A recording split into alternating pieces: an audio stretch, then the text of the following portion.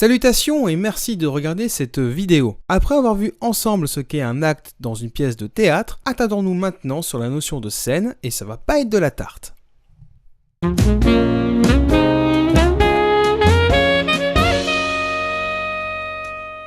Le petit comédien numéro 2, la scène.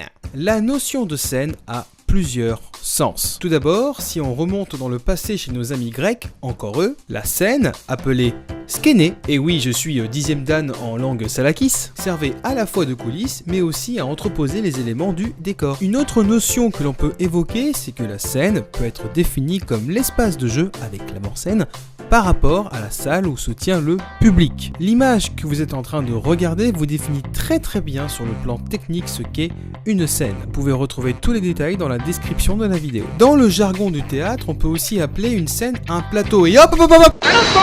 Faisons une petite parenthèse de plus près sur le terme de plateau car celui-ci a également plusieurs sens. Par exemple, saviez-vous que lorsqu'on évoque le coût du plateau, on désigne les salaires nécessaires pour la représentation d'une pièce de théâtre? Ah, ça vous en bouche un coin, n'est-ce pas? L'autre notion par contre qui nous intéresse, c'est que le plateau désigne le sol de la scène et des coulisses. Voilà, vous savez tout, maintenant on peut revenir à nos moutons. Mais Toujours dans la construction d'une pièce de théâtre, la scène se réfère également lorsqu'un ou des personnages entrent ou sortent de scène. Exemple, il y a Jeanne et Serge qui rentrent en scène devant le public, ils font leur petit dialogue, ils jouent une petite match de volleyball et hop, Serge se casse. Via cet exemple, ceci conclut une scène d'une pièce de théâtre. Avant-dernière notion maintenant, la scène d'exposition. Généralement, c'est la première scène du premier acte où on y expose l'essentiel de la pièce au public. Grosso modo, c'est le résumé d'un livre. On va donc vous présenter l'intrigue, les personnages, le lieu, etc.